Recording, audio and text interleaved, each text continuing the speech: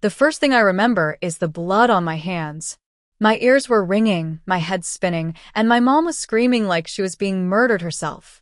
I was sitting on the kitchen floor, disoriented, barely able to breathe, with flashing lights outside already painting the walls red and blue. And my dad, my sweet, calm, dependable dad, was face down in a pool of his own blood. Dead. I couldn't speak. I couldn't move. I couldn't remember anything. She did it, my mother cried, pointing at me. She killed him. I looked up at her. Something in her eyes didn't match her voice, like the tears were real, but the pain was fake, like she'd practiced. My name is Lena, and I'm 25 years old. I was arrested within minutes. No one asked if I remembered what happened. No one questioned why I looked drugged. The paramedics looked right through me. The police officers just tightened the cuffs. But when my mom testified against me at the bail hearing and smirked on her way out, I knew it. She didn't just throw me under the bus. She'd driven it. And I was going to find out why. They held me for 48 hours before even letting me speak to anyone. I sat in a freezing cell with dried blood under my fingernails and 1,000 unanswered questions clawing at my brain. I didn't sleep. I barely blinked. Every second was spent trying to piece together what happened. The only thing I knew for certain was that I didn't kill my father. I loved him. He was the only person who ever really saw me. He used to leave notes on my windshield telling me to keep going. He showed up at my apartment at midnight when I was depressed, just to make me tea and sit quietly beside me. And now he was gone. When my public defender finally arrived, she looked nervous before she even opened her mouth. They have motive. Witness testimony. You were found at the scene, covered in blood. Witness testimony? I asked. My voice cracked. You mean my mom? She nodded. Apparently, my mom told them I had a history of aggression, that my dad was planning to cut me out of the will, that I'd argued with him about money that night. All lies. But no one cared. And in that moment I realized I was completely alone. They let me out on bail 2 days later. I should have felt relief stepping into the open air, but all I felt was betrayal crawling under my skin. My mother didn't show up to the hearing. She didn't even send a text. I didn't go back home. I couldn't. Instead, I stayed at a small motel near the edge of town with the cash my dad had slipped into my coat pocket just days before he died. I clutched that bill like it was the last thread tying me to someone who had loved me without condition. Every time I tried to sleep, I saw his face, his eyes open, lifeless. The smear of blood across the kitchen tile. And then my mother's voice echoing through it all. She killed him. She killed her father. But I couldn't afford to fall apart. I needed answers. Why would she do this to me? Why now? And that's when I remembered something. My dad had mentioned meeting with a lawyer. He said he was getting things in order. That was 2 weeks before he died. If I could find that lawyer, maybe I'd finally learn the truth. I spent 2 days tracking down the name of the lawyer my dad had mentioned. It wasn't easy. He was private about money, always told me not to worry about grown-up stuff. But I remembered a last name, Cutler. I called every Cutler listed within 50 miles until finally one answered and said, "We had a client by that name, Thomas Elwood. May I ask your relationship?" I almost cried just hearing my dad's name spoken in the present tense. "I'm his daughter. Please, I need to talk to someone." She paused, then quietly said, "I think you should come in." The office was modest, nothing like the fancy law firms my mother always bragged about working with. The man who met me, Mr. Cutler, was kind but cautious. He sat across from me, with a file already open in front of him. "Your father came to see me 3 weeks ago," he said. "He changed his will, removed your mother, left everything to you." My throat closed up. He seemed unsettled. Said he didn't trust her anymore. I stared at the pages. My name, full beneficiary, power of attorney, emergency contact. If she knew this, she had every reason to want him gone. I left the law office in a daze, gripping the copy of the will so tightly the edges bent under my fingers. The air outside felt thinner, sharper, like even the world was warning me, "You're not safe." If my mother knew about the will, it made everything clear. She wasn't grieving. She was eliminating the only obstacle between her and my father's money. Me. I walked back to the motel in silence, avoiding my reflection in shop windows. The town felt colder than it used to, like everyone had heard her side of the story already. People looked at me differently now. Longer glances, tighter smiles, like I was something to be pitied or feared. I collapsed on the motel bed and stared at the ceiling, letting the truth sink in. She'd planned this. All of it. But something didn't sit right. The timing. The precision. My dad's death wasn't messy or spontaneous. It was calculated. Cold. And that meant she didn't do it alone. My mom wasn't smart enough to forge legal documents or drug someone without help. That's when another memory hit me like a punch in the chest. My uncle. Her brother-in-law. He'd been around a lot lately. I couldn't shake the feeling that my uncle, Greg, was involved. He was always hovering around, too interested in my family's affairs, too close to my mother for comfort. When Dad was alive, Greg acted like he was part of the family, but now he was acting like he owned it. I remembered the last time I saw them together. My mom whispering to him in the kitchen, stealing glances as if they shared some secret I wasn't supposed to know. I never liked him, but now I realized I was right to be wary. I decided to confront him. Driving to his house felt surreal. What would I even say? I think you helped my mom kill my dad? Crazy. But I had no other leads. When he opened the door, his smile didn't reach his eyes. Lena, what a surprise. I swallowed hard and said, I need to know the truth. Did you help Mom? Did you have anything to do with Dad's death? His face darkened, a flicker of anger flashing before it was replaced with something colder. Calculating. You're treading dangerous waters, kid. Stay out of things you don't understand. But I wasn't backing down. Not now. Because I knew the real nightmare was just beginning. I left Greg's house shaken, his words ringing in my ears like a warning and a threat all at once. How could the man I once called family act so cold, so dangerous? The pieces were falling into place, but the picture they formed was darker than I'd imagined. I couldn't trust my mother, and now I wasn't sure if I could even trust my uncle. I started digging deeper, quietly asking questions, talking to neighbors, friends of my dad, anyone who might have noticed something off. Whispers of secret meetings, hushed phone calls late at night, and an unusual number of visits to the house while I was in jail. Someone was covering their tracks. But why go to such lengths? Then, one afternoon, my phone buzzed with a message from an unknown number. Meet me at the park. I have proof. My heart pounded as I drove to the old park where my dad and I used to sit on the bench by the lake. A man in a hoodie was waiting. He slid a folder across the bench. Inside, photos of my mom and Greg exchanging envelopes, a video of a heated argument between Greg and my dad weeks before the murder, and documents showing large withdrawals from my dad's accounts. My world spun. The betrayal was deeper than I thought. This wasn't just about money. It was a conspiracy. And I was at the center of it. That folder was a bombshell. I clutched the photos and videos like lifelines, proof that my mother and uncle had been hiding a sinister plan right under my nose. But I couldn't rush to the police. Not yet. I had to be careful. If they caught wind, I was onto them. Everything could spiral faster than I was ready for. I started digging through bank records, online transactions, anything I could get my hands on. Every dollar move screamed of greed and deception. My mom wasn't just after the inheritance. She was laundering money, covering debts, building a secret empire. I spent nights pacing the motel room, heart hammering, wondering if Dad had known. Maybe that was why he changed his will, why he looked so afraid the last time I saw him. One night, I found an encrypted folder on Dad's old laptop. It took hours, but I finally cracked it. Inside were emails between my mom and Greg, talks of finishing the job, making it look clean, and silencing Lena. I swallowed a scream. This wasn't just greed. This was cold-blooded plotting against me. They weren't just after my dad's money anymore. They wanted to erase me. And I was running out of time. I knew I couldn't stay silent any longer.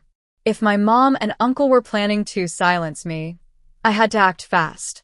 But going to the police felt like walking into a lion's den.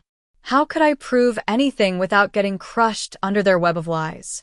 So I reached out to an old family friend, Mark, Dad's closest business partner. He believed me instantly. "I've always suspected something was off," he said quietly. "Your mother's been spending money like a queen, but there's no real income. And Greg's been disappearing at odd hours." Together, we started piecing together the timeline. Late-night meetings at the house. Phone calls between Mom and Greg traced to burner phones.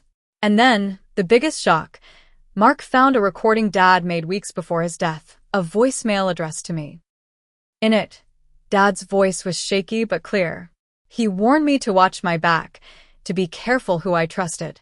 "If anything happens to me," he said, "look for the ones who stand to gain the most."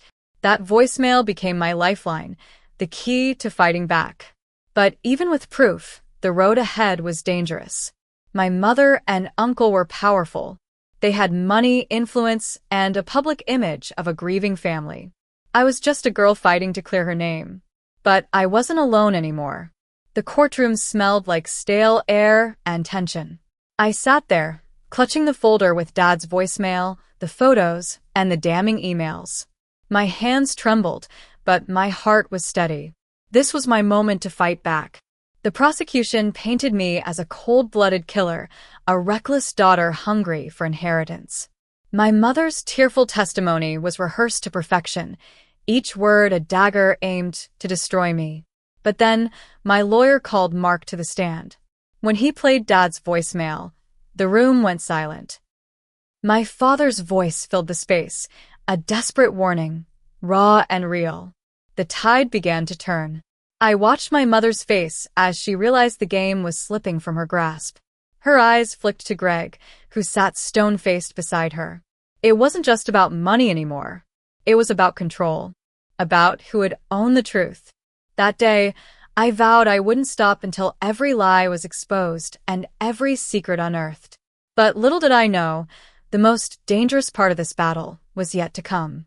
After the courtroom drama, I thought maybe, just maybe, the truth would finally come out.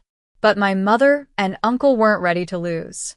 Behind the scenes, they moved fast, whispering to lawyers, twisting facts, and spreading rumors to paint me as unstable.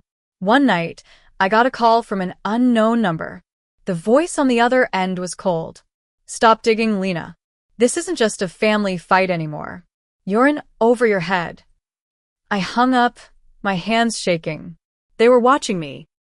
That's when I realized how alone I really was. Friends kept their distance, scared to get involved. Even the police seemed hesitant to dig deeper, without more concrete evidence. But I wasn't backing down. I spent sleepless nights gathering every shred of proof, bank records, phone logs, hidden messages. Every lie they told, every secret they tried to bury, I was determined to uncover. It was a dangerous game of cat and mouse. And I was running out of time. One evening, as I sifted through yet another pile of documents in my motel room, there was a sharp knock on the door. My heart slammed against my ribs. I wasn't expecting anyone. I peeked through the peephole, no one was there. When I opened the door, I found a small envelope resting on the floor. No note, just the envelope. Inside was a flash drive and a single photo, my mom and Greg, in a hidden room of the house, counting stacks of cash. I plugged in the drive with trembling hands. Videos. Recordings of conversations. My mother and uncle plotting how to cover their tracks, how to keep me out of the inheritance for good. I realized then that the fight wasn't just for money or justice. It was for my life, my future, my very identity. They were desperate, and so was I. I wasn't just going to survive this, I was going to win. The night before the next court hearing, I barely slept. My mind raced with the videos I'd found, their voices, cold and calculating, echoing in my head. They thought they were untouchable, that their lies and schemes would bury me forever. But I had what they feared most, proof. The courtroom felt heavier this time, thick with anticipation.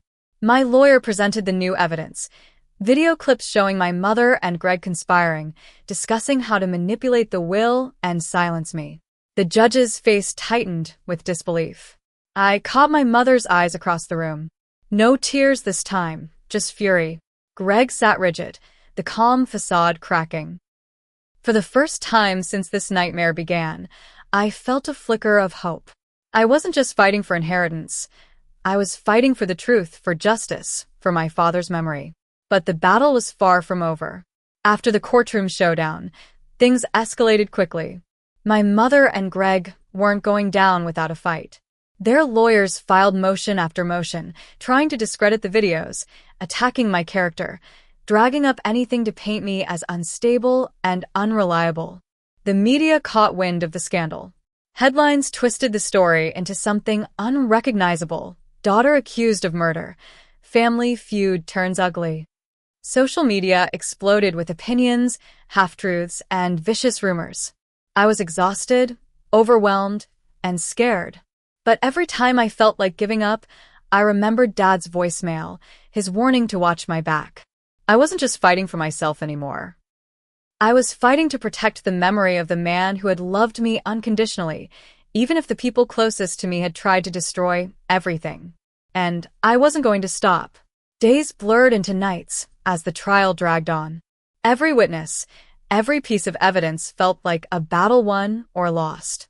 I learned how cold and calculated my mother truly was, how she played the grieving widow for sympathy while plotting behind closed doors. Then came the day my lawyer dropped the biggest bombshell. Hidden in Greg's financial records was a secret offshore account, hundreds of thousands funneled there after Dad's death. The money trail led straight to them. The courtroom gasped. My mother's confident mask cracked for a fleeting second, but she recovered quickly, shooting me a look that promised revenge. I felt a strange mix of fear and relief.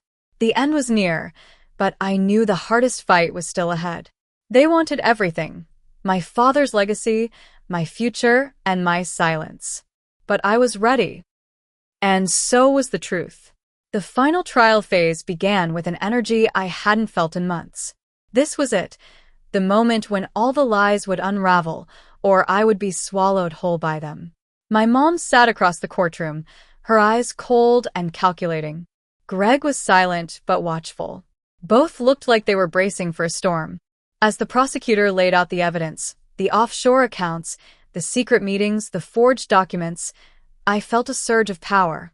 This was more than just a battle for money. This was justice for my dad. When the judge called my name to speak, I took a deep breath and told the court everything: my memories, the voicemail, the hidden threats, the betrayal from the people who should have loved me. Tears streamed down my face, but my voice was steady. I was no longer a victim. I was a survivor. The room was silent. This was my last chance to turn the tide, and I wasn't going to waste it. After my testimony, the courtroom was heavy with tension. I could see the cracks forming in my mother's carefully crafted facade. Her lips pressed into a thin line, and Greg's usual confidence faltered just for a moment. But then came their final attempt, a desperate plea for sympathy, a twisted story of betrayal and heartbreak aimed at swaying the jury. It almost worked. I watched jurors exchange glances, some nodding slightly, caught in the web of manipulation. But then, just when it felt like everything might slip away, my lawyer presented the smoking gun. A recorded phone call between my mother and Greg, caught without their knowledge, where they plotted how to frame me even further and silence anyone who tried to expose them. The room gasped. Their plan was unraveling in real time. I felt a wave of relief, but also a surge of determination. The end was close, but not quite here yet. This fight had lasted far too long. But I was finally ready to finish it. The jury's verdict echoed in the courtroom like a thunderclap: not guilty. Relief and disbelief washed over me in equal measure. After months of fighting, of being betrayed by the people I trusted most, justice had finally been served. My mother's face crumpled, the mask of innocence shattered. Greg's eyes darted away, defeated. They were exposed for what they truly were: greedy, manipulative, and cruel. But more than that, this victory was mine. For my dad, whose voice had been silenced too soon. For the truth that refused to be buried. For every moment I had felt powerless and alone.